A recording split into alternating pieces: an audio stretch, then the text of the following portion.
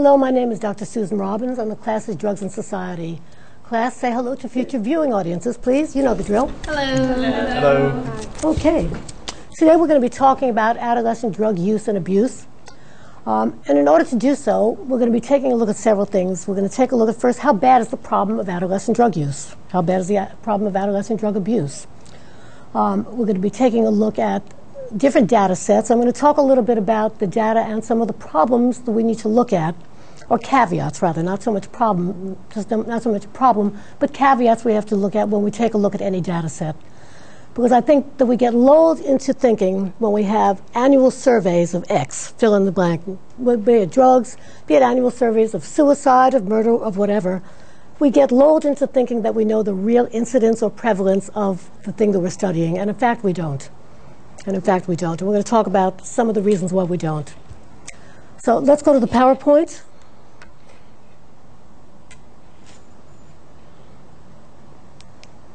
The sources of data that I'm going to be talking about today, and these are probably the two most prominent sources of data that we have on drug use in the United States. One is an annual survey called Monitoring the Future that is done by Johnson and colleagues at the University of Michigan. And I've given you the URL because I'm not going to have a chance to go through all of the slides that they put up or all of the data, but you can go online and find this data for yourself. And I'm also not going to get a chance to talk about all of the explanations that they give or their methodology, so you can go and look that up. And the other one is the National Survey on Drug Use and Health. That's put out by SAMHSA. And again, I've given you the URL there. And I'm going to upload the PowerPoint slides to Blackboard, so you'll have that right there, so you don't have to write. I see several of you busy writing this down. You can get it right from there. And if you'd like, I'll also put clickable links to that. So first, let's take a look, and let's go back. Go back to me, John. Let me talk about some of the limitation of these data sets that we're looking at.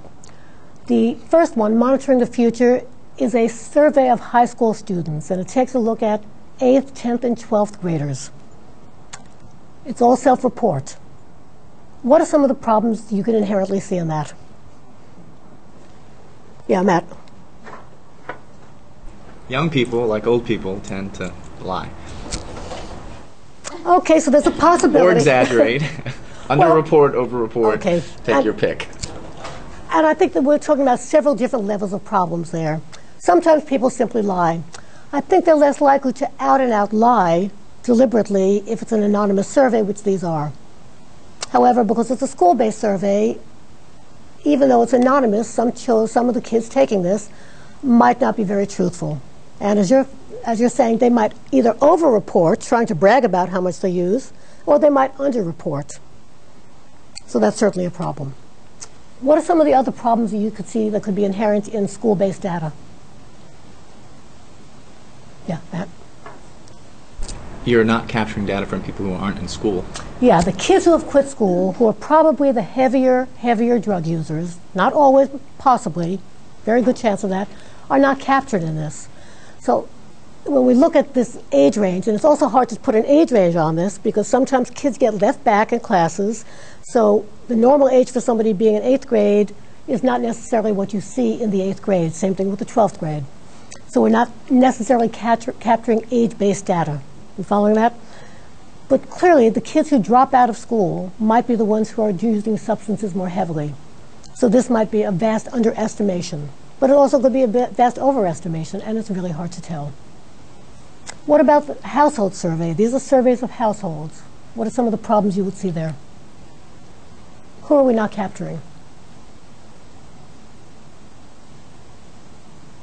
Yes, Sarah?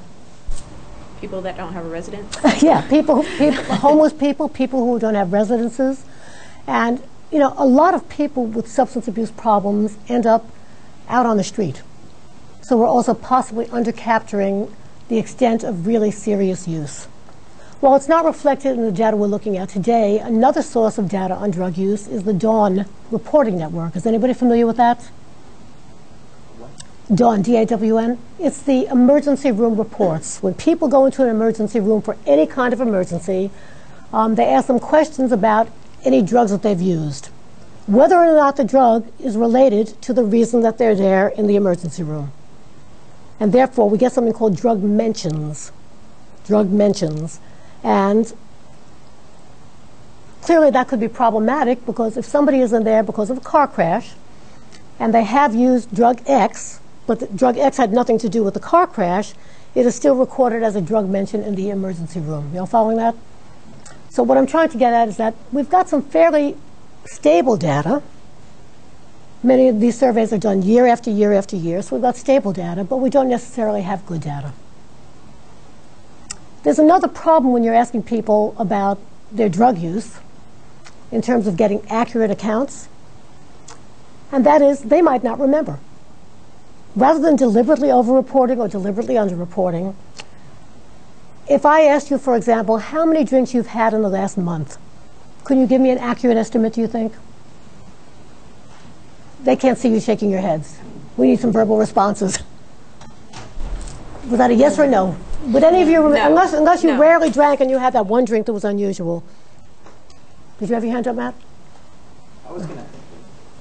I think the answer is no, but I was going to ask a question about with these surveys, not maybe as much with alcohol, but with other drugs.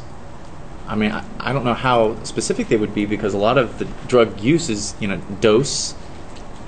At frequency, they might be able to capture, but in terms of dose and like potency of the substance itself, that doesn't get in there at all. That would be really hard. Yeah. They don't get that. It's impossible to get that kind of data from self-report data because the people using illegal drugs don't even know. But let me go back to my general proposition. If any of you were out drinking last weekend and drank a lot, even the next day, if you were asked to tell how many drinks that you have, if you were drinking heavily, how likely would you be to be accurate? Not very.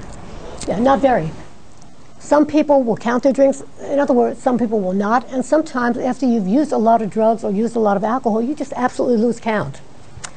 Another problem, and you're going to see this in these slides, is that sometimes they report on, and this goes back to the question that you're asking, Matt, about what we know about how much they've used, the quantity, the quality, whether it was mixed with something, or the dose. We don't. What they ask about typically is, have you used X drug, and they'll name the drug, in the last week, in the last day, in the last year. So what we're going to be looking at is combinations of annual data and last month data. Now, you can get measures that are more discrete than that, but typically on these surveys, they're looking at what these kids have used or adults have used, because the National Household Survey is not only teenagers, it's people from age 12 on up. So what we're likely to get are mixtures of data that are sometimes within the last month, and some of these are going to be annual data. Which do you think is going to have a higher estimate of use, annual data or last month?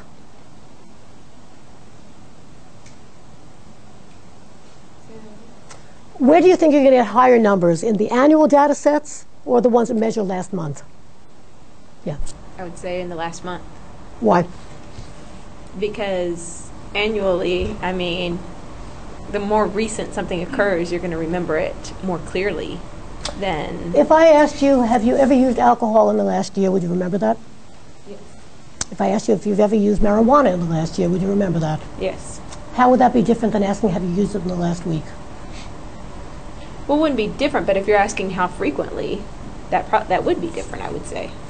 Yeah, if you're asking frequency data, and most of these surveys, some of them do, some of them don't, and some of them report frequency and some don't. And frequency data is really problematic because people really don't remember. So I think you're right that if you ask what have you used in the last month, you're more likely to have a more accurate response than if you ask in the last year. But I think you're going to have higher numbers if you're looking at annual data, because let's say that somebody used in October but didn't use in August, and you're doing the survey in August, and you say, have you used in the last month? The answer is no. If you ask them in December, have you used in the last year, you're going to get a yes answer. Do you follow that? So there are always caveats to all of these data sets that we look at, and you need to also understand that every data set has its own inherent bias. And these data sets are, in a sense, official data sets because they are paid for by the government. And that doesn't mean that they're bad. It's just that we have to supplement official data sets, official data typically underrepresents the real incidence of the event. Let me give you another example. If we look at crime data, which comes from police officers. Literally, it's police officers reporting, and each precinct reports into something called the Uniform Crime Report. And we got something called a crime index that are based on specific crimes. When you compare those data with data of victimization surveys, in other words, surveys that go out and ask people, have you ever been a victim in the last year of these crimes? Guess what we find? Do you think we find consensus in the data? Why not?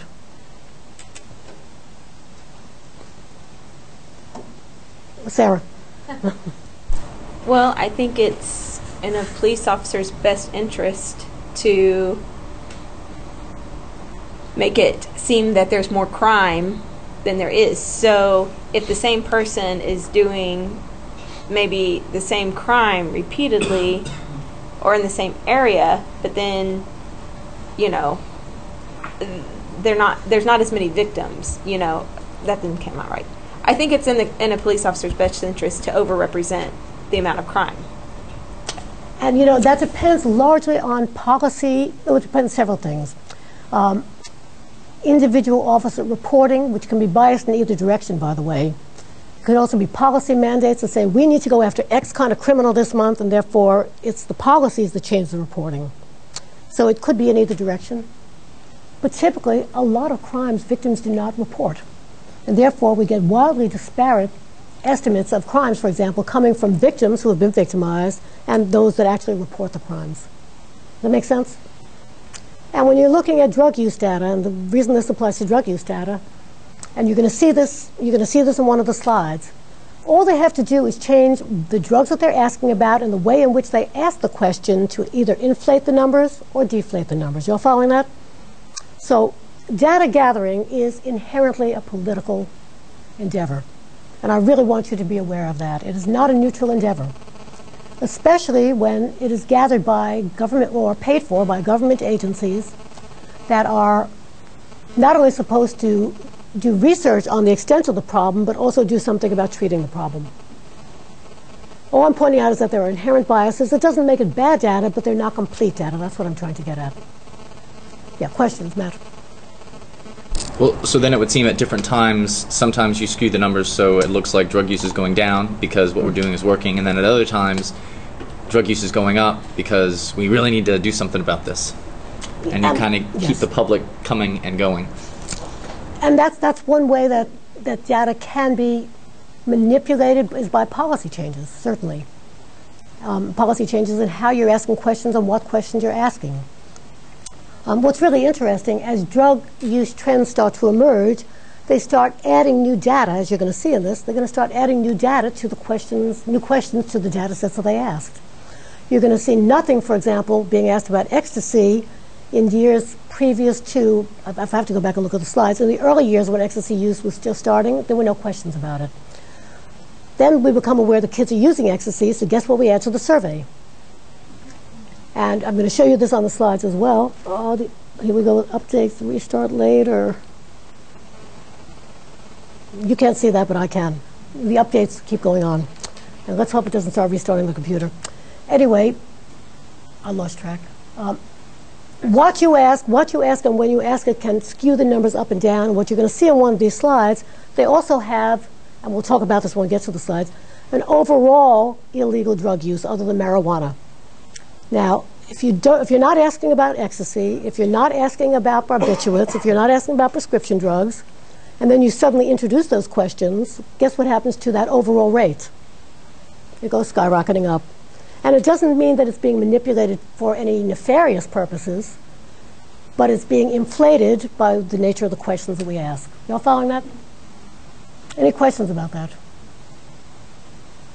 Okay, let's go to the slides then. And hope the updates don't start again. So those are the two sources of data that I'm going to be using today. And we're going to go through this rather quickly. This is use in the last 12 months of alcohol. I don't know if you can read this. 12th grade is red, 10th grade is green, and blue is the 8th grade. The other thing I want you to pay attention to is the way these data are presented. Here the scale goes from 1% to 5%. At the bottom are the various years. So from roughly 1989 to 2009, and this is all 2009 data, we can see that alcohol use, not abuse, but alcohol use, and that's what they're asking about, runs roughly between 1% as high as almost 3%. That means 1 to 3% of kids in these grades, I'm careful not to say these ages, report using alcohol in the last 12 months. Not the last month, but the last 12 months. Does that surprise you? But take a look at the ages we're talking about. We can't hear you without using the mic. Yeah, but I mean, that's anywhere from, what, 13 to 18 years old, only 1 to 3%? It seems low, doesn't it? Yeah, my personal experience says that number seems low. Well, we're going to compare this, by the way, to the household data, which takes a look at, remember, this is limited because it only goes up to roughly age 18. I say roughly because we don't know how old they really are in 12th grade. It seems low to me as well. But that's what they admit to anyway in these surveys. Amphetamines. Now take a look at this scale. This goes from 0 to 50%. Now, if you're going to ask me why was it so high in 12th graders from, let's see, that's 1981, and then it precipitously dropped, I don't have an answer for that. I don't think anybody does. Yeah. Okay. Is this the same, the slide before that, or is this data gathered by the same people? Yes. So, alcohol use is monitoring the future data. 8th, 10th, and 12th graders. That seems really bizarre. 25% amphetamine use in 12th graders and 1.5% alcohol use? Well, one of the things, and you've got to go look at how they ask the questions. Remember, there are a lot of kids on stimulants. So this is not necessarily the methamphetamine that we think about, but you've got to take a look at how they construct the data. But if you take a look at the overall rates from roughly 1991 through 2009, we're looking at fairly stable between 5 and 10% depending on the grade we're looking at. Okay, let's take a look at cocaine. See the same pattern, right? Again, it's a very unusual pattern. I don't know that we can't explain it. You might want to go through their whole report to take a look at what they say about it. But that's certainly a good way of saying, wow, take a look. Our drug programs have had a big impact on amphetamine and cocaine use because it's gone down dramatically. And I would question whether or not those were realistic figures to start with. And again, we're looking at roughly between 2% to just under 10% at the height. But typically, for cocaine, it's about 5%, 2 to 5% of kids in these grades that report use in the last 12 months. Crack, very similar. Let's compare the two slides again. Here's cocaine. That runs roughly from 1%. 12th graders, there's a high of about 10%. Not quite 10%. But yeah, it is about 10%. And here, there's a high of about, for crack, 4%, leveling off at roughly, more or less, 2 to 3%. 2 to 2.5, 3. Ecstasy. Remember what I said? Take a look at where they didn't collect data. They didn't even start looking at data on ecstasy till roughly 1985, 1986. And we're looking at a really big spike in roughly 2000. And we're looking at kids reporting. It seems relatively stable. It goes up, it goes down. Now, the problem with ecstasy, as we talked about, is that the kids think that they're buying ecstasy, but they don't know what they're buying. So this may or may not be accurate data. This is what they are self-reporting. What I'm trying to get at is, though, the percentages remain relatively low for most of these drugs, except for these spikes that we can't understand. LSD. I will tell you what I find very surprising about this. It was almost impossible to find LSD anywhere, roughly from 2005 on, maybe a little bit earlier than that. And yet we still have about 2 to 3% of the kids in all grades reporting that they have used it in the last year. There was a major LSD bust. They busted the one person who was doing most of the manufacturing, and LSD just about disappeared from the scene. So I'm a little bit surprised with this data, and I wonder whether these kids believe that they're getting LSD or they're getting something else. And that's hard to tell. Okay, and let's take a look at heroin. Also extremely low rates of use, thankfully, but alarmingly high. Low rates, but when you're talking about heroin, a drug that is so addictive, the fact that any of the kids in the 8th grade or 10th grade or even the 12th grade are using heroin is not surprising, but it's frightening to me. Here they started to take a look at, and I had to look up their definition. When they say narcotics other than heroin, they meant specifically OxyContin and Vicodin. And they only have data on 12th graders. They do not gather this data on younger kids. And we see use patterns that are higher than some of the other drugs that they use. So these are the painkillers. And the missing data, all the years that are missing, is simply missing data. Inhalants. Those are the substances that they huff, like paint and glue, the other volatile inhalants. Also, alarmingly high rates for a drug that is as dangerous as it is in terms of potential brain damage. Up to, it seems to level off between about 5 to about 8% to 10% with 8th graders, really frightening 8th graders, showing much higher rates of over 12% in certain years. Marijuana. Now take a look at how the scale changes here. Now we go from 0 to 100. That looks about right. Yeah. Well, you're gonna have to use the mic if you want people to hear you. That looks about right. Yeah, now here is where we see the bulk of adolescent drug use. The majority of kids who use drugs use marijuana more so than the other drugs. By the way, I presented these alphabetically for a reason. I didn't want a biased presentation of this. The only thing I took out of alphabetizing was the narcotics other than, because it goes right after heroin. But marijuana, we see that roughly for 12th graders, it levels off at between 35 and 40% every single year. Just slightly lower than that for the 10th graders, and is pretty level at 15 to 20%, 10 to 20% for the 8th graders, which is pretty alarming because we're talking about relatively young kids. Cigarettes. My, oh my, look, it follows a similar pattern to marijuana, doesn't it? I can't hear you. Use the microphone. Except it's a little lower. It's a little bit lower. It's a little bit lower. Take a look, though. This is cigarettes in the last 30 days, and I wanted to point that out. This is a different data set, same reporting agency. And what they've done is that they typically take a look at cigarettes and other tobacco products, because I was mostly concerned with kids and cigarettes, not kids and chewing snuff. I really wanted to focus in on cigarette use. But you see how those use patterns are very, very similar.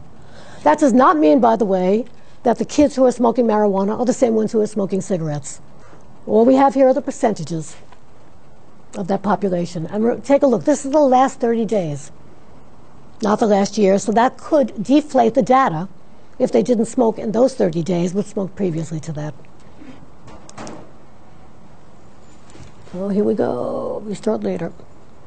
Okay, here we have 12 last year annual use again in the last 12 months, and this is tranquilizers. Those are the Valium type drugs. And we have quite a few kids, as many as about 8 to 10% of 12th graders, not quite, about 6, 7, 8%. And we have even kids in 8th grade who are using tranquilizers, again at relatively low rates. Okay, here we have this category of drugs other than marijuana. Drugs other than marijuana. So if you take marijuana out of the mix, and what happens here, and they have a little footnote here that you can't read, it says beginning in 2001, revised sets of questions on other hallucinogen and tranquilizer use were introduced, and therefore that's introduced into here. You change the questions, and what are you going to get? Different, non-comparable data. In other words, you can't compare the data from 2001 on to the same data that was collected because they changed the question. But what you're looking at, I think, is an important pattern to take a look at. If you take marijuana out of the equation, take marijuana, and this is illicit drugs. By the way, alcohol and tobacco are also out of the equation, even though they are not legal for kids that age to use. This is all illegal drugs, other than marijuana. What you're finding is relatively low rates of use when you combine all of these drugs. And that's what they're doing. They're combining all of these drugs. And what do I mean by relatively low rates? We're not looking at 40%. When you combine all of these, roughly 10%, 15%, up to about slightly over 20%, compared to what we saw with cigarettes at 40% and marijuana at 40%. Yeah, Matt. So that's, I mean, they're not combining it in the sense that you counting the same kid multiple times. It's 1 out of 5 seniors in high school is using some kind of illegal drug. Okay, go back to your question.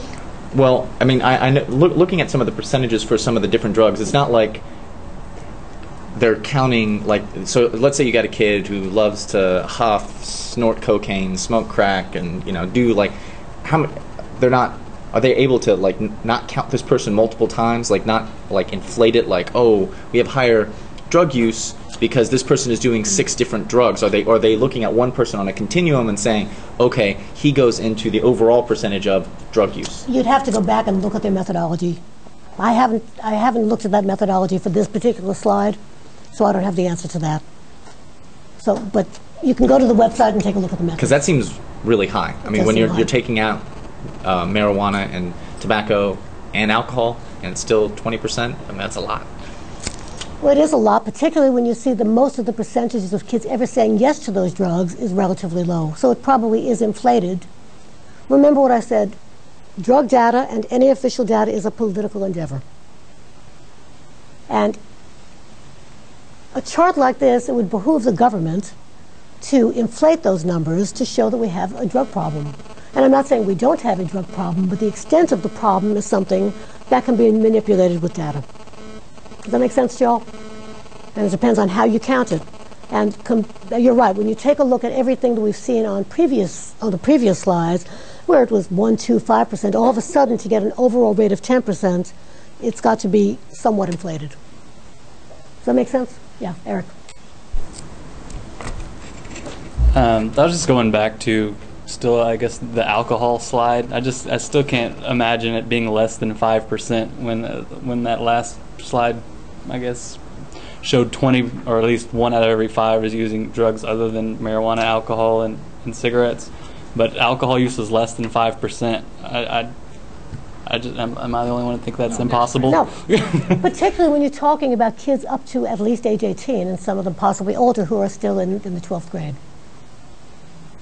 So that automatically raises suspicions about the data. Right, because I would just automatically think that probably alcohol would be a lot more similar to the marijuana use, which was about 35% of 12th graders. I would think that the alcohol use would be a lot more similar to that number.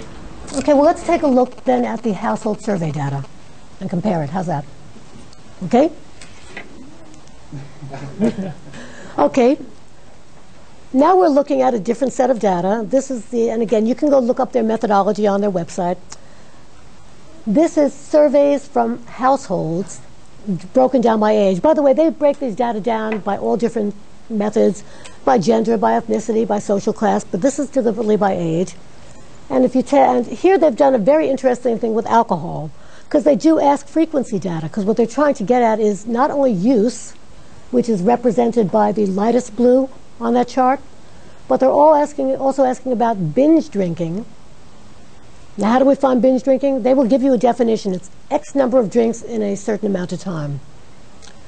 And compared to heavy alcohol use, which is something that is not necessarily a binge. You might use heavily during a binge, but then not use heavily when you're not binging. You all following that? So with alcohol, they do try to get at the notion of the difference between use, binge use, and heavy use. And I think some very important findings are shown here. In general, alcohol use, well, take a look. It goes back to what you're saying. This is more what we would expect to find, that alcohol use between kids between 12 and 13, probably relatively low. As you start looking more at, remember, these are discrete ages as opposed to grades in school. It goes up by the time they're 14 or 15. It rises even more at ages 16 and 17. And where do we see the bigger peak? From 18 to 20, when we're still talking about teenage years. Then we see alcohol use rise dramatically, not surprisingly, roughly 21 through 29 years of age, and then it starts to drop slightly. And the same pattern holds true, by the way, for both binge drinking and also heavy alcohol use. So what we can say fairly clearly across the board is that alcohol use, based on this data anyway, is that alcohol use tends to really peak in late teenage years to early 20s, and by the late 20s to early 30s, it starts to decline. Starts to decline somewhat. Serious binge drinking starts to drop, and overall, by age, heavy drinking also seems to drop between age 29 and 30 to 34. You all following that? What do you think accounts for this? Let's go back and ask some questions about this. Yeah, Matt. Getting married, getting a job. I mean, some of those life events definitely account for, I think, not drinking as much. You don't have as much money. You don't have as much time. You have more responsibilities. Assuming you want some of those things. Okay. You generally have to give up playing and partying. So life gets in the way. Yes. Life gets in the way. Having responsibilities, getting married, having to go to a job interferes with your ability to drink heavily. It doesn't interfere with your ability to drink as long as you drink moderately. And that's why I think it's really important. And I think it's interesting, when it comes to alcohol, they really do point out the difference between use, just normal use or normative use that is non-problematic, and the drinking patterns that are extremely, extremely dangerous. Binge drinking especially, and heavy, heavy alcohol consumption. Any other ideas about what might account for it? Yeah, Matt.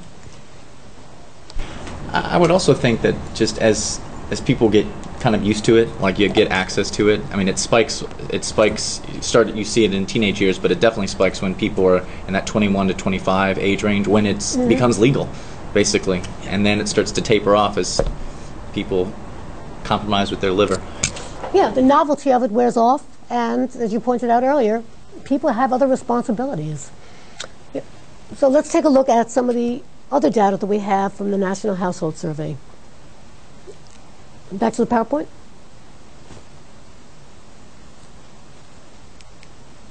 Cigarette use.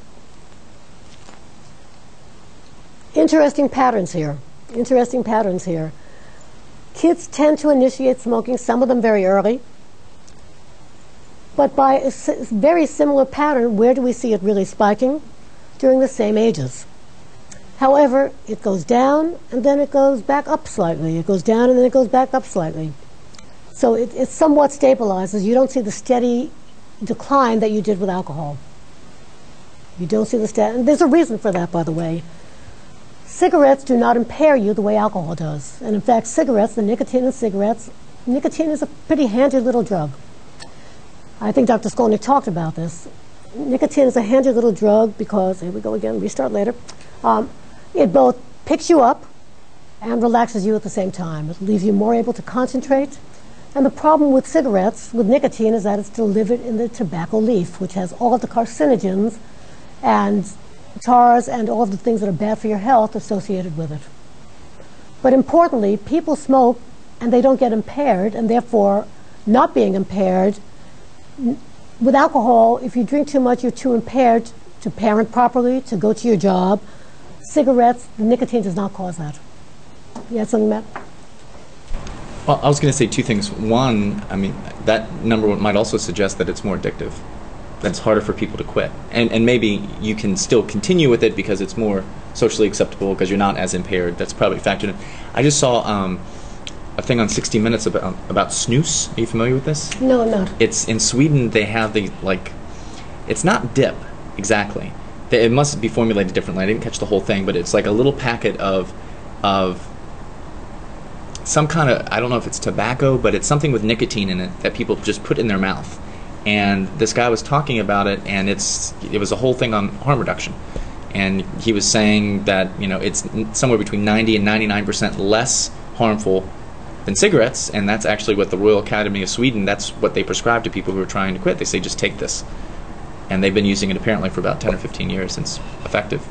I'd have to know more about exactly what's in it, because if it is simply tobacco in a different form, it's less harmful to the lungs, but it still causes cancers.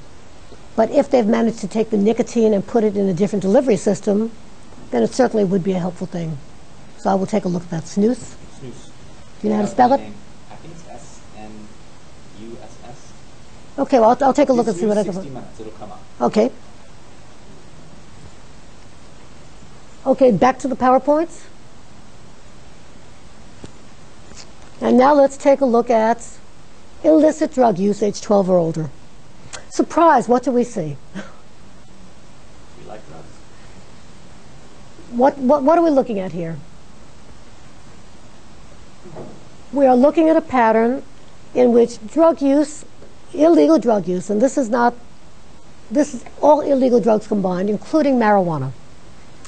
Illegal drug use tends to really peak, not surprisingly. It starts to get higher and higher, roughly at age 16 or 17. It peaks roughly at 18 to 20, and starts declining every year after that up until about age 40 to 44. Then you see a slight rise, but you see a general overall decline.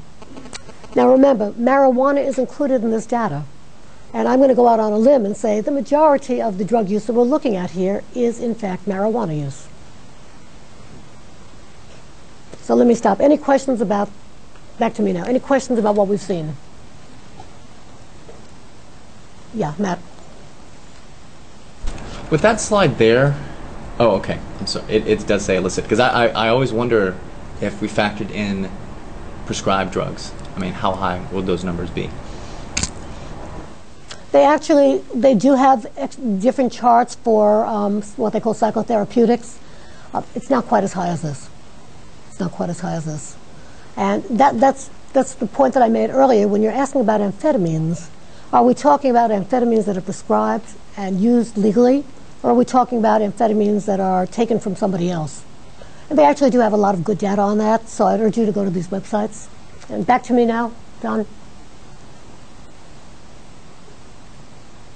So when you're looking at data like this, you always have to ask questions about what do these data really mean? What do they really represent? But the one thing that is really clear is that drug use in adolescence, illegal drug use, remember, we're taking alcohol out of this equation, we're taking tobacco out of this equation. Illegal drug use tends to peak late teens to early 20s, and guess what? Similar to alcohol, precipitously goes down. But unlike alcohol, where alcohol use continues, most kids do not go on to continue to use drugs. The majority of them don't. So what kind of pictures does that give us about adolescent drug use?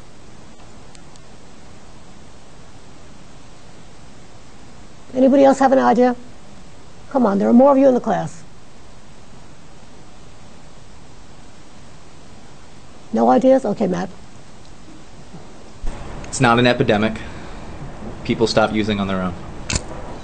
In general, it's not an epidemic, and people stop using on their own, particularly adolescents. And over to the next slide, Don.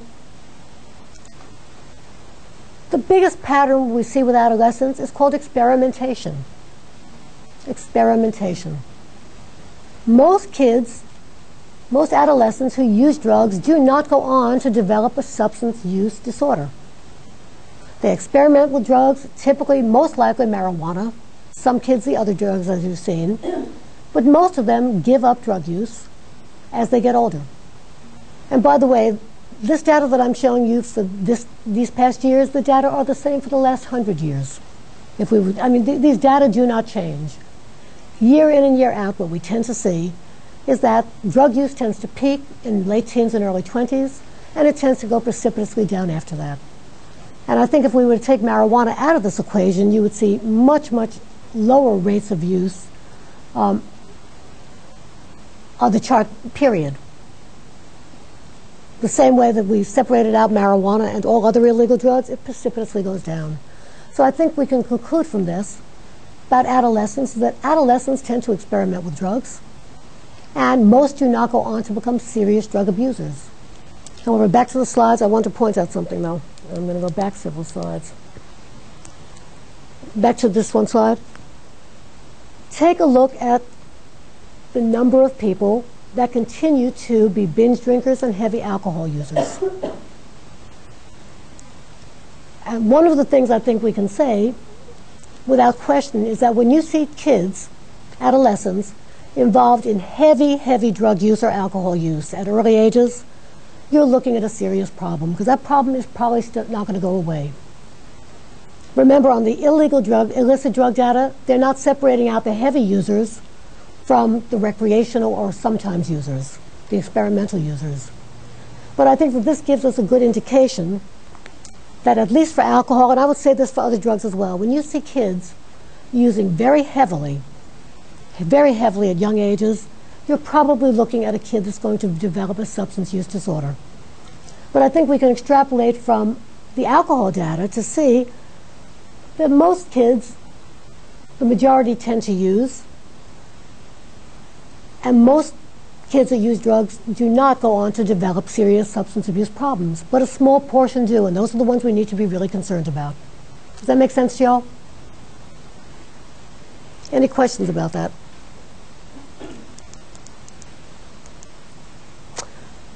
Okay. Don, you want to refocus the camera on me, because I'm getting up and away from sitting now that I'm finished with the graphs and charts.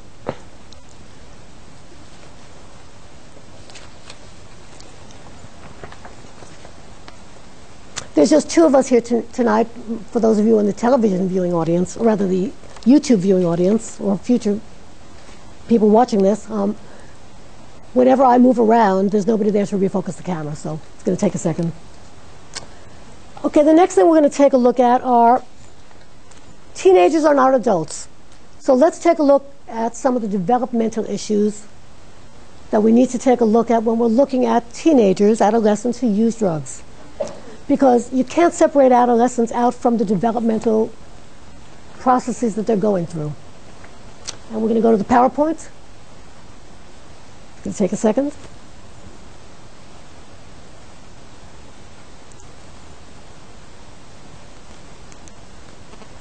Puberty. Folks, we're talking about raging hormones. What's going on? What's going on with kids this age? What effects can puberty have on their drug use?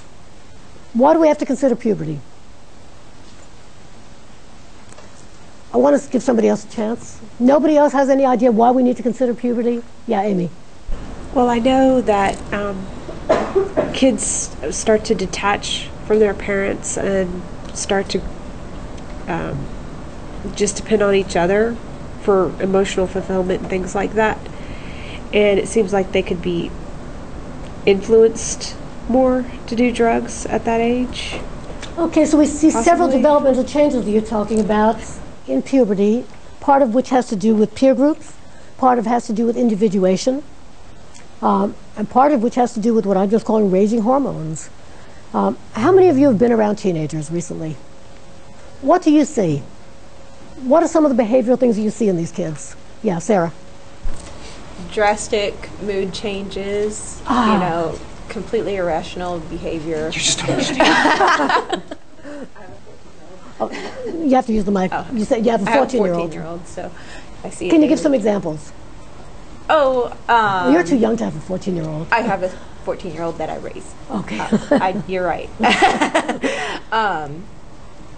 You know, she is perfectly happy. Sometimes she tries to act like a young child, and then the second I start treating her like a young child, she's totally irate and can't believe that I would attempt to put her in the corner, you know, for, you know, being insolent.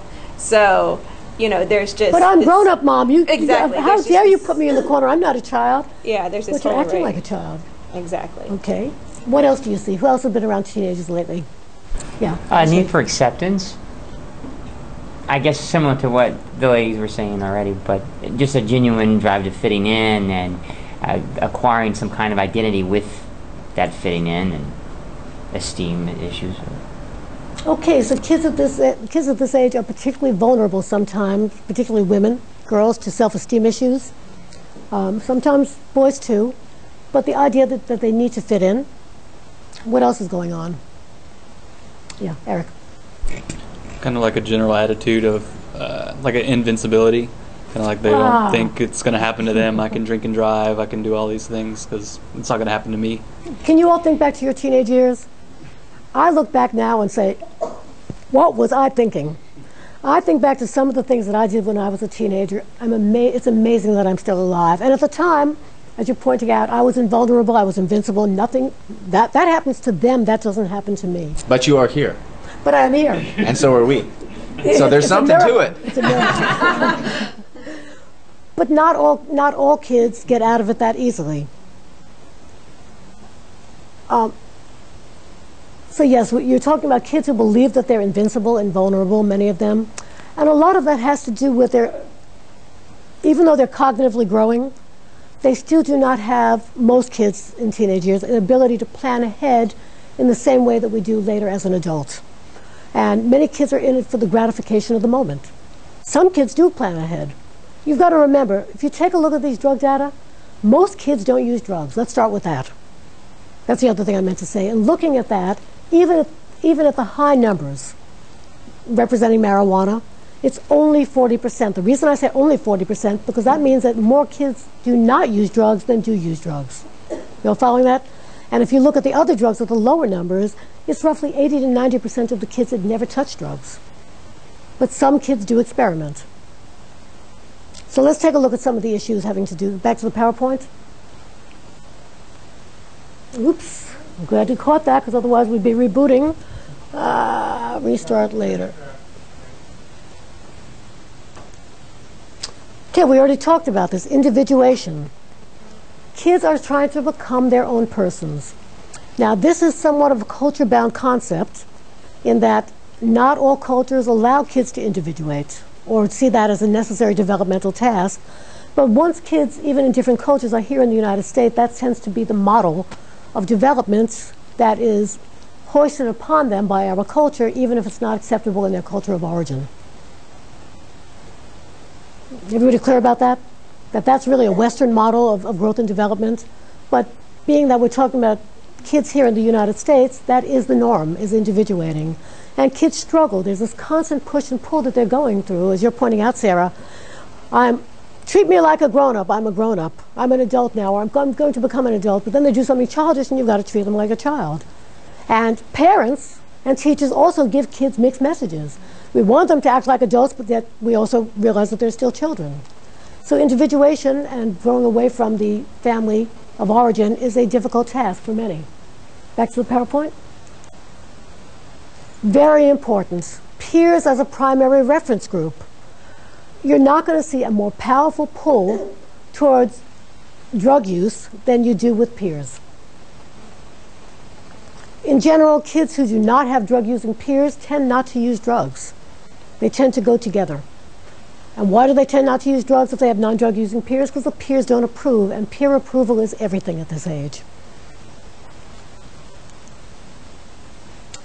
Very importantly, emergence of themselves sexually and their sexual identity begins to really form at this age. For some kids younger, some kids older, but generally sexual awareness and the whole battle of, will this person I'm interested in, are they going to like me back? So that's something else that these kids are struggling with. And we've got to keep remembering this, that these are issues that they're dealing with developmentally that make them very different than adults. They're different than when they were younger children. They have increased cognitions and cognitive ability. However, it's not really fully formed yet. Some kids get this earlier than others. And this goes back to this push-pull of, you want to be an adult, but yet you're acting like a child. Because sometimes they make decisions that are not based on what we would consider as adults to be logical thinking.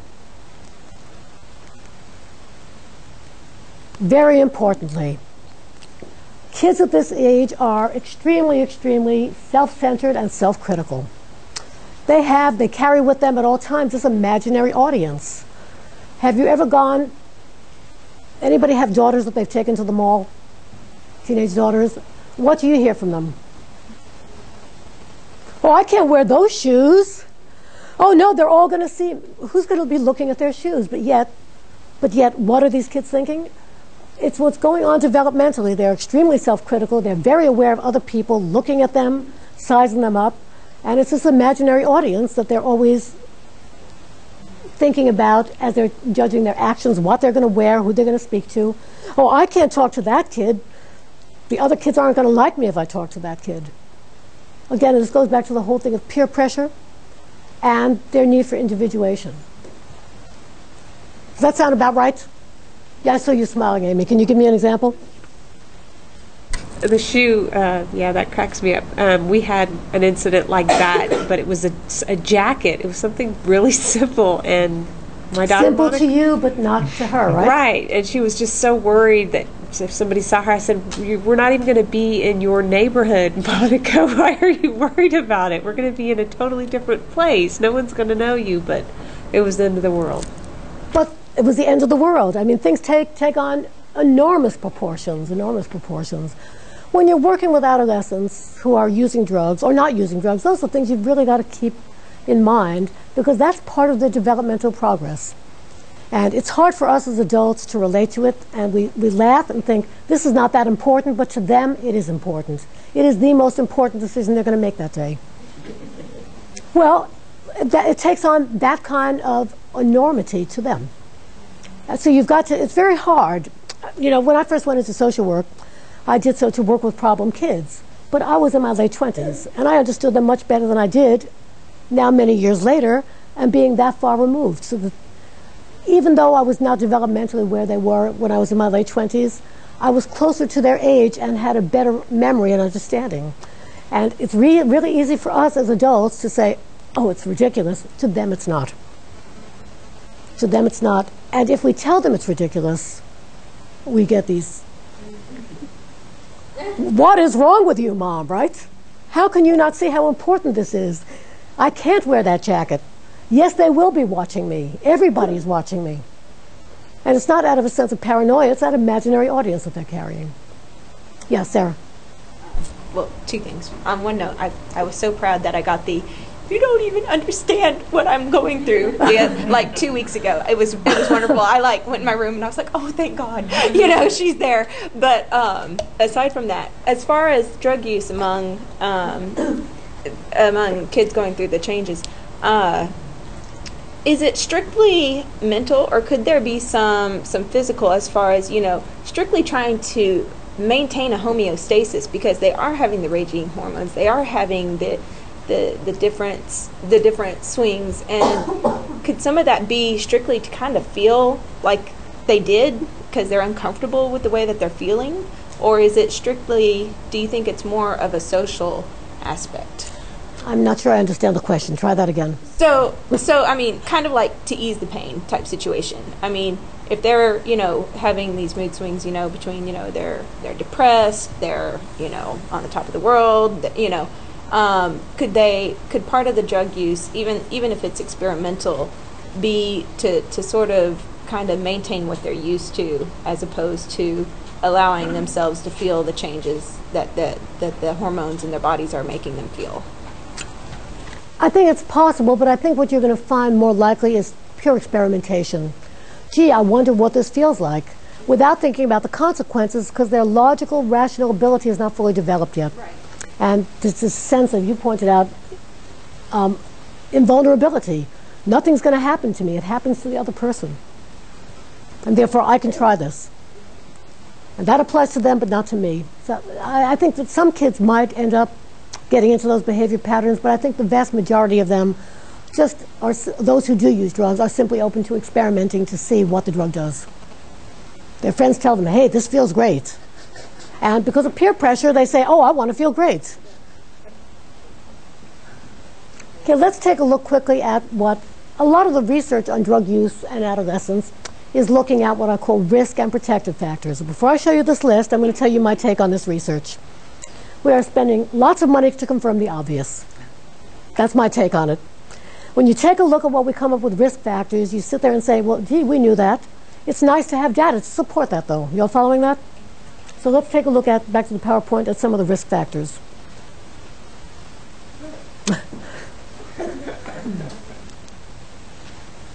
Temperament. We know that kids are not born alike. Some kids, some children, some infants are highly reactive and have a hard time calming down. Other kids are much more adaptable. So basic temperament certainly plays a role in being a risk factor for drug use. Not surprisingly, cognitive functioning. Those who are not functioning very high cognitively are more at risk than those who have better cognitive functioning. Again, this is confirming the obvious. Genetics. Let's talk about genetics for a bit. What role do you think genetics plays in alcohol or drug abuse? Any ideas? Yeah, Sarah. I would say it plays a pretty big role. I mean, if your parents drink, the alcohol's there, you've seen them do it, you have better access, you're more likely to try it and be addicted to it if your parents are. What you're talking about is not genetics, that's role modeling. And it's really hard, it's very, very hard to ferret out that relationship because, as you're saying, let's say there is a genetic predisposition, hypothetically, if there is. They are still in an environment in which there is drinking being modeled, drinking being rewarded, and therefore, how do we ferret out the difference between what is environment and what is genetic or biological? They've got some good ways of doing that, particularly with what they look at are twins separated, identical twins separated at birth, raised in different environments. And what we find, you're going to find all kinds of research on genetic propensity towards, but genetic propensity does not exist independent of environment. It does not exist. Environment plays a very big role, even in whether or not a genetic propensity gets exhibited or not. Thank you. This is more than annoying. Restart later. Please, as I'm standing out here, if that happens again, please let me know about it.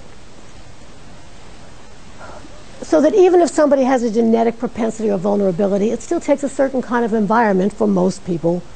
And it's the interaction between the two. It is rarely just one or the other. We have yet to find the gene for drug abuse or the cluster of genes for drug abuse or alcohol abuse. What we do know genetically, with alcohol specifically, and this is why I point to heavy use patterns, very heavy use patterns in adolescence. We know this with alcohol. Men, more so than women, when they start using very dysfunctionally heavily in young teenage years, are the ones that tend to have a genetic component, a very strong genetic component. This was gathered from twins separated at birth studies, in which the twins are not growing up in the same environment, they're not with their biological parents, but then they look into the backgrounds of the biological father, and guess what they find? Heavy drinking when he was young. And the grandfather, heavy drinking when he was young. So again, genetics certainly plays a role. It is not the end-all, be-all. Although there are many people believe that it does. Oh, I'm just one of those genetic alcoholics. And if that helps them stop, that's fine, but the research doesn't support as strong a genetic link as some people would like to believe. Very clearly, peer use. You all hear what I'm saying? Genetics plays a role, but it's not necessarily a straight role to I'm a genetically deformed person, or I've got the gene for alcoholism, because there is no such thing. Parental use. This goes back to what you were just saying, Sarah. Parental use. If there's alcohol being heavily modeled in the family, duh, is it surprising that that puts kids more at risk? If they have a genetic propensity in the family, it also puts them more at risk. Having peers that use drugs and alcohol puts the kids more at risk. Not surprisingly, divorce and family discord also increases risk for kids. Again, this is confirming the obvious. Do we need research to tell us this? No, but it's nice that we have the data to support it. Very importantly, and I can't emphasize this enough, lack of attachment to non-using adults. Why do I say that? There are many kids, remember, most kids don't drink or use drugs. A lot of these kids grow up in drug-using families or drinking families. one of the things that does seem to be the critical variable is if they can form a firm attachment, that's hard to say, form a firm attachment to an adult who doesn't use drugs or drink. So the lack of having any adult in your life that is not heavily involved in drugs or alcohol puts you more at risk. Again, confirming the obvious. Life events. What are some life events that might drive somebody into drug use or alcohol use?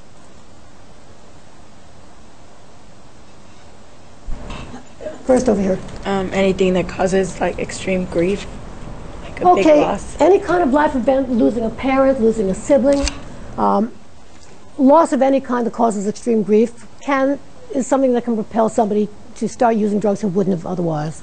Sarah, can you think of any other kind of life events? Yeah. Sexual abuse. Sexual abuse, and in fact, in the clinical population, there's a very strong correlation between sexual abuse and drug use. Very strong correlation. Anything else?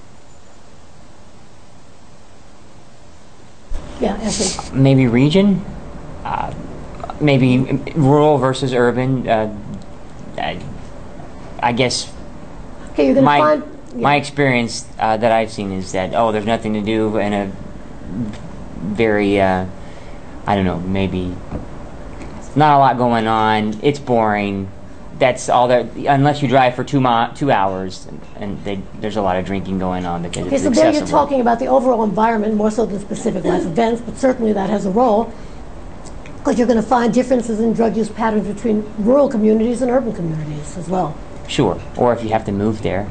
It's Or all if you your happen to parents' move fault, there. and they make you miserable, and hey, you start drinking. You live in one, and that's, for kids, that's sometimes a very significant life event. It doesn't even have to be as dramatic from urban to rural or rural to urban, just from one urban area to another where they've now uprooted them from their friends and their entire support system. That can certainly propel kids into getting involved in behaviors that they wouldn't have otherwise. So any kind of life event that could have significant impact. You know, I think back to just several years ago, the hurricanes that caused absolute disruption in people's lives, both in Louisiana and here in Texas. An example of life events, things that could happen that we have no control over. Back to the PowerPoint.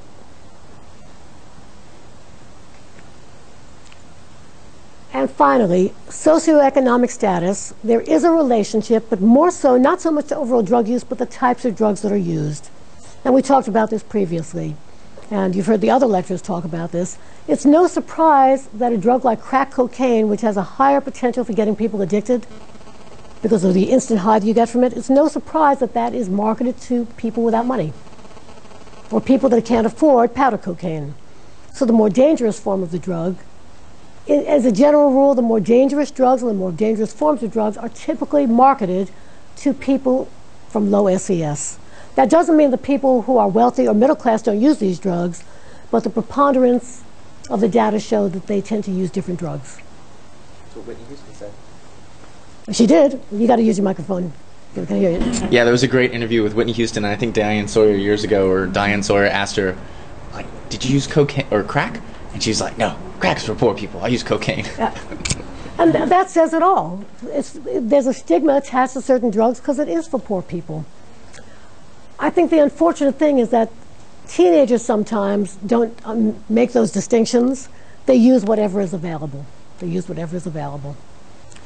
let's take a look now at resiliency and protective factors. This is another common sense. Do we need research to tell us this? No, but it's good that we have the data to show this. What's that? Where's Jesus? I'm looking. Okay, he's on there. That's good. Okay, you're asking about where's Jesus? He's on there.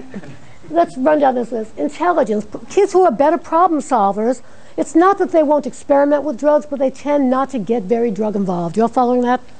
Anybody is open to experimenting with drugs. The question is, who are the kids that really develop serious substance use problems? Any kids can experiment with them.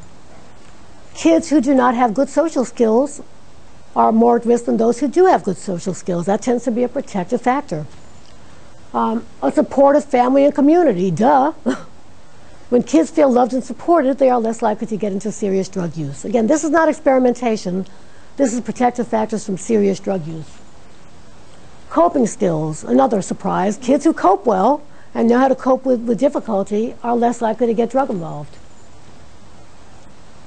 Here are the really, really strong ones as well. When you are committed to school and you have attachment bonds to teachers, to sports coaches, that is more likely to be a protective factor. Remember we talked earlier in the last slide about lack of attachment to non-using adults?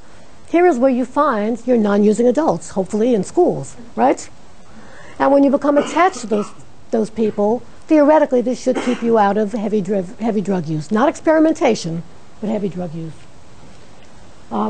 Here's Jesus right here, religious affiliation and religious activity. If kids are involved in their churches and their synagogues and their mosques with adults who do not use drugs, in activities that are non-drug activities, they are less likely to get involved in heavy drug use. Again, this is duh, we know this. And finally, attachment to traditional adults and activities. Kids who are involved in the Boy Scouts, the Girl Scouts, music lessons, dance lessons, Little League, any kind of sports clubs, hobby clubs, and have adults in their lives who are not heavy drug users or alcohol users are the ones who tend to have more protection from heavy drug use. Is this list surprising? Not at all. Let's take a look now at some of the risks and warning signs that we need to look for. These are warning signs. It doesn't mean that the kids are using drugs, but if you see these factors or involved with any adolescents that you're working with, these are the things you need to pay careful attention to. If there is family substance abuse, separate from the child, if the family are heavily involved in not using, but you see substance abuse. Substance abuse. When you see kids who used to go to school all the time, getting good grades, all of a sudden become truant, their grades are dropping, that's something to be very cautious about and think. The question you're asking, you don't jump to the conclusion that it is drugs, but can it be drugs? Changes in peer groups. The kids that they hung out with for many years all of a sudden have changed, and it's not just that they've changed school, that even their neighborhood friends they're no longer associating with. And when they're changing from a non-drug using group to a drug using group, you've got a big problem. Here we go again.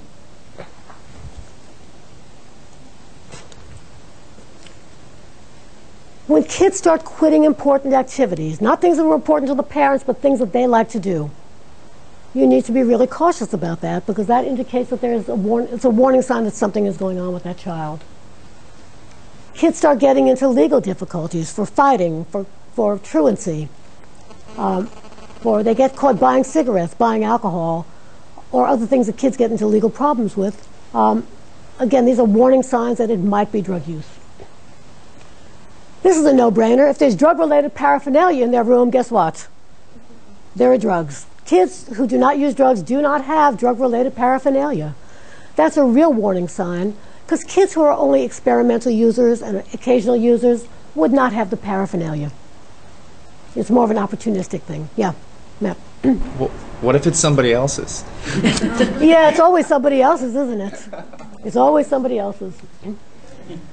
Very importantly, if kids all of a sudden have an unknown source of income, you need to suspect that there's something going on that is not legal, and that something not legal could in fact be that they're selling drugs.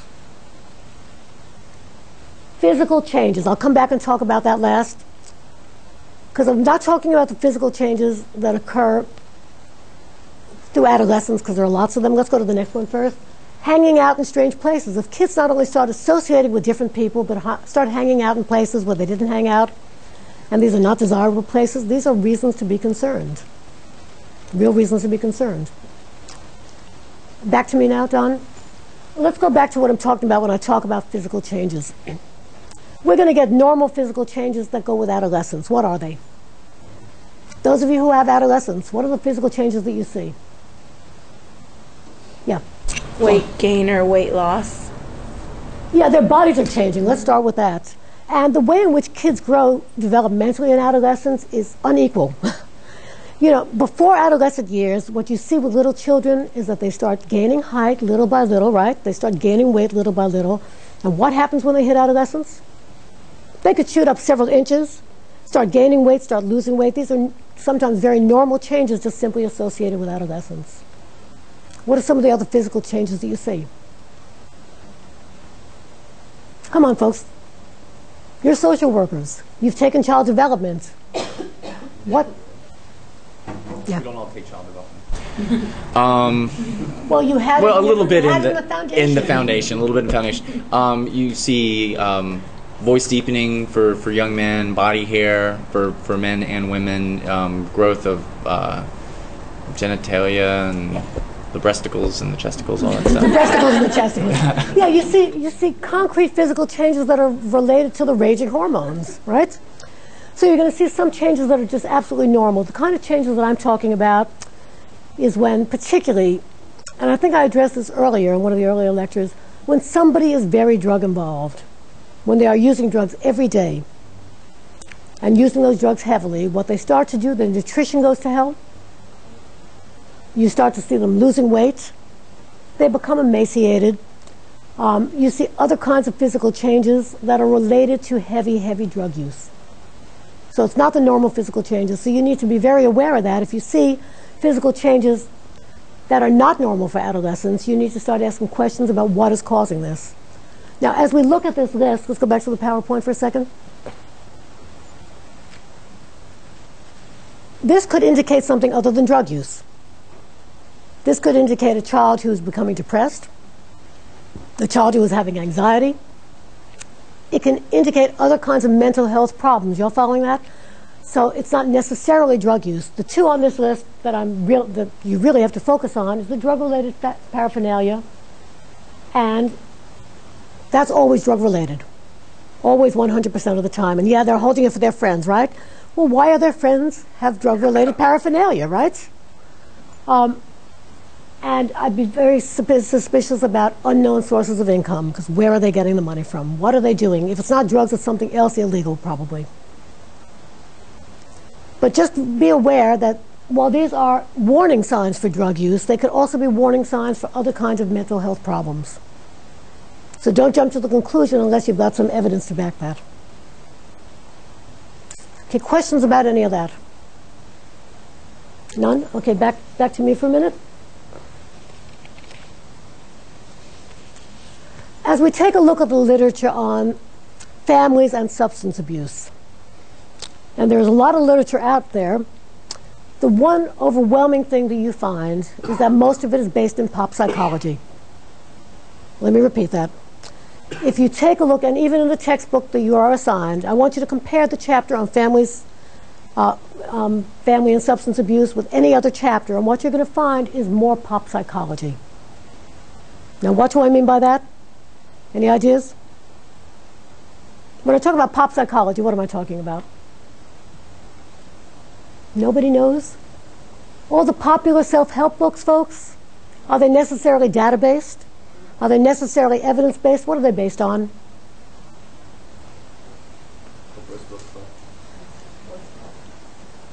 Oprah's Book Club, and you know, I mean, it's based on things that sound good, things that you can sell a book, or it's a good sound bite, or that's kind of what you remember your grandmother telling you that, so that therefore it must be true. So not evidence-based, not researched, not research-based information. And it's what I'm going to call folk myths. These kind of folk myths about drug use and the role of the family. Why do I call them folk myths? Because it sounds good and people can put themselves in their categories. So let's go back to the PowerPoint on.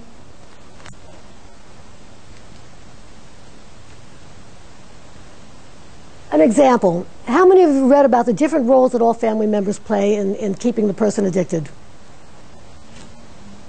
A couple of hands up. Most of the pop psychology that is out there is really pop psychology, things that sound good, things are ideological based. They'll talk about the different roles. My message to you is avoid stereotyping your clients. Every individual is different. I get very exasperated with these family-based notions that every person in the family is supporting the addiction. Because I've worked with families where they have bent over backwards doing everything and anything that they can to keep their kid from using drugs, and they haven't been successful. And then they go to a therapist who tells them, you're part of the problem, that you're in fact maintaining this addiction by your actions. And that might be true, by the way. That might be true. However, it might not be true. So my message to you is clearly avoid stereotyping your clients. Do not put them or their family members into these boxes because these boxes seem to make sense. Because it might seem to make sense and people will buy into it, but that's not what's really causing the problem. Very importantly, here's what we know based on the data. Again, this is a no-brainer. Do we need research to tell us this? No, but it's good that we have the research that says this. Substance abuse can be modeled from parents who abuse drugs or alcohol. Duh. This goes back to what you were talking about, Sarah, the role modeling. There could be a genetic component. There could be a role modeling component. When kids grow up in families where drug abuse or alcohol abuse are the norm, that's all that they know in their family.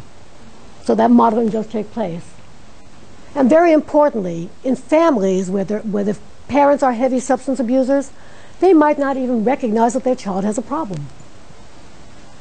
To them, it's the norm, and therefore their kid can be getting in very deeply drug involved, and they don't see it because they are so drug involved. Does that make sense to you? Those last two are really data-based, and the rest of it is not. So what I'm telling you is be cautious about pop psychology, because pop psychology has told us that we all come from dysfunctional families. The whole concept of the dysfunctional family generated out of the alcoholism literature.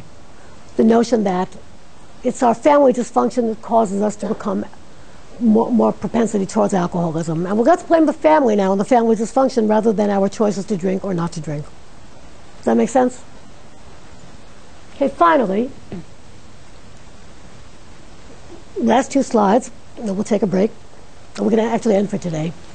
When you're working with adolescents, it's very important to form an honest and trustworthy connection with those kids. And what that means is we can't lie to them. We can't give them propaganda and misinformation about drugs, because what's going to happen? You tell them X, which is incorrect. They're going to try that drug and find out that you're incorrect, and they're going to say, you're lying to me. And that's the end of your therapeutic relationship with them. It's really important with kids, both as parents and as social workers, to form honest and trustworthy connections. And if there's something that you don't know, it's fine to say, I don't know. It's fine to say, I don't know. And don't give kids a party line about drugs if it's incorrect. I find that I get further with kids by telling them honest facts. Facts that make drugs dangerous.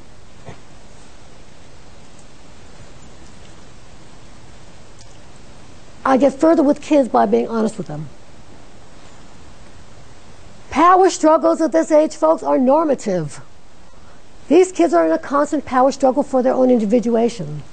Don't play into it. Just realize that it's not necessarily the drugs. These are power struggles that are part of growing up. It's very important to set rules and boundaries and give kids structure, even at this age. Not the same kind of structure that you give them at 5 and 6, but during adolescent years, there's a flexibility that has to occur while still having structure. Be aware of the developmental stages and be aware of how they feel, because what seems ridiculous to us is very important to them. Expect them to limit test you. It's going to happen, but you've got to be firm and you've got to be loving with them. You've got to show them that you care, and because you care, you're setting limits. And finally, choose your battles. I cannot emphasize this enough. I cannot emphasize this enough. Back to me for a minute. You've got to figure out which battles are worth fighting with these kids and which battles are not. Why is that important? Because if you fight every battle, you're going to lose the kid. So you've got to be more flexible in your approach. So in a sense, I'm telling you two things. Be firm, have clear boundaries, but you can't fight every battle with kids. Some battles, such as what they're going to wear to the mall, probably is not a battle worth fighting. You all following that? Choose your battles carefully. Finally, I'm just going to give you a comparison. Back to the PowerPoint. You've got to think about the following things. How do you, as a social worker or as a parent, facilitate that child's need for power? Because they need power. They need a certain amount of nonconformity. They need a certain amount of freedom, but they also need structure. And above all else, they need peer acceptance. So I want you to think about, in your role as a social worker or as a parent, what are you going to do to facilitate their need for this. Because if every battle becomes a battle over this, you're going to end up losing. Does that make sense? Okay, finally, I want to contrast the difference between working with an adolescent and working with an adult. With adolescents, if you're talking about drugs, confront and expect power struggles over it. They're going to tell you the drugs are not harmful. Well, you know better than that, right? With adults, what we're typically confronting is not power struggles, but their denial that their drug use is hurting them. So it's a real difference. Either denial, or what I see more often is minimization, rationalization. So it could be any of those patterns. But with kids, what you're going to get into is a power struggle.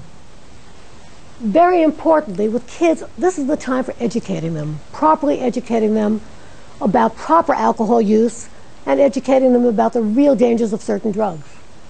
You don't want to tell a child, as the schools do, that marijuana is just as dangerous as heroin, because it's not. It's got its own liabilities, and you need to be clear about what those liabilities are. Otherwise, you're likely to find a child who will try marijuana and say, well, this wasn't as dangerous as they said, and then they're onto heroin thinking you're still lying. So I always include client education as a very big part of it. Very importantly, with kids this age, you've got to emphasize the here and now. If you want to get a kid to stop smoking, you don't talk about cancer they're going to get in 30 years.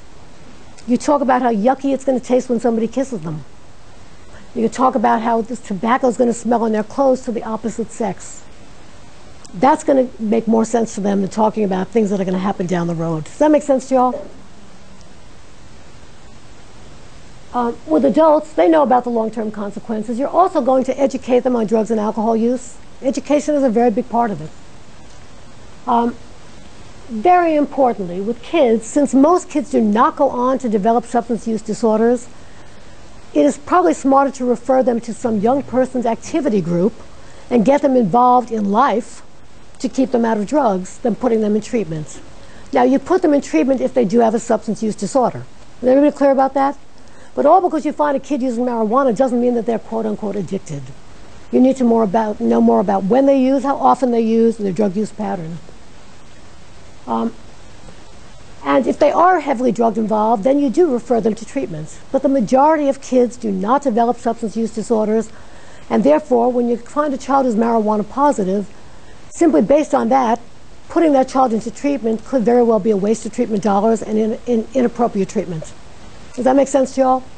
You need to know more about their marijuana use to know if they need treatment for it. And with adults, same thing. You need to know about their use and refer to appropriate treatment if it's indicated. And finally, with adolescents, what you really should learn how to expect is progress. Progress. I think it's very hard to tell an adolescent at age 16 and 17 that you can never use drug X in your whole life. They haven't developed a stable pattern necessarily. What you're looking for with adults who have substance use problems is either lifetime abstinence or reduced use. Unfortunately, most of our programs here do not support reduced use. Let me stop for any questions. Back over to me. Back to the class, actually. Yeah, Ashley.